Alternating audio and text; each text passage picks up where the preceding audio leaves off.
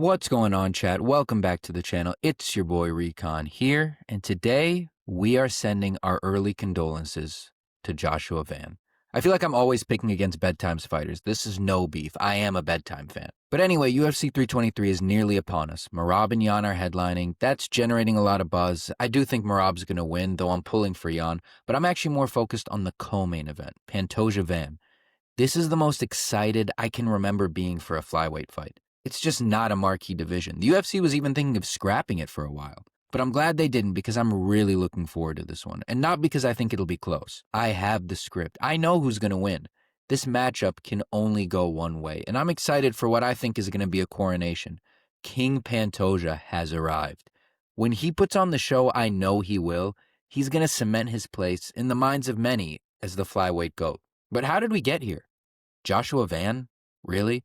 This guy was hardly a household name, even among dedicated MMA fans before UFC 317.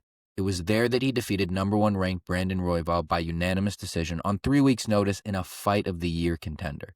That sounds like the surest way to punch your ticket to a title shot, but I maintain the UFC rushed Joshua Van. If you're curious why I think that, watch my previous video, link in the description. Regardless though, here we are. At just 24 years old, Van gets his shot. He's doomed. A lamb to slaughter. Pantoja is going to absolutely run him over. That's what I truly believe. I don't think it's going to be a particularly early finish, but I don't see Van surviving into the championship rounds either.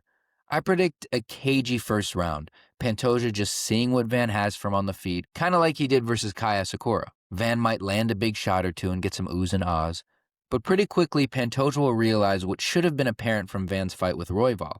Joshua Van is not, as Kenny Okoye says, the best boxer in the UFC. Not only is his power overrated, he's there to get countered.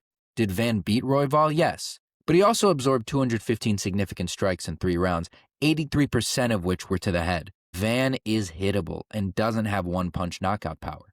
He really had to soften Royval up to get him punch drunk before dropping him. The combination of those two things is going to take away any fear Pantoja had on the feet. And a fearless Pantoja is going to be the death of Joshua the Fearless Van. See what I did there? That's when the champion will start to take over. By round 2, Pantoja is going to put his foot on the gas. And from that point forward, the writing will be on the wall. Pantoja will be inevitable and still. It's impressive Van has gotten this far with such little training. Apparently he's only been doing MMA for all of 6 years, though maybe he's pulling a Jake Paul and downplaying his own experience. Regardless, given Van's age, he can't have been doing this for as long as Pantoja, and I reckon every bit of that experience gap is going to show when Van's on his back. I'm predicting a 3rd-round submission for the Cannibal. Warhorse MMA, who I love, almost had the same pick, but he ultimately switched it to a 2nd-round sub because Pantoja ended Kai Kara France in the 3rd, and he didn't think the same result would happen twice in a row. But that's my pick, and I'm sticking to it. If you're still not convinced, consider this. On top of everything else I mentioned, Pantoja also has the ultimate advantage in combat sports.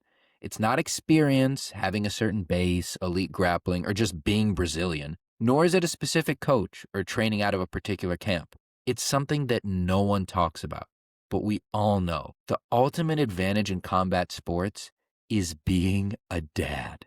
As far as we know, baby mamas anyone? Van isn't one. Pantoja is, and we've seen it 1,000 times. Oliveira is maybe the most famous example. The second that first kid pops out, a switch flips. Combat becomes even more deeply personal. You're not just fighting for your honor or pride anymore. You're fighting for your children, for their love, admiration, defense, and protection. It's a shift you can't really put into words. So I'm taking Pantoja to fully embrace the role of father and make Joshua Van his son at UFC 323. I can't see this going any other way. 3rd-round sub. Meeting adjourned. All right,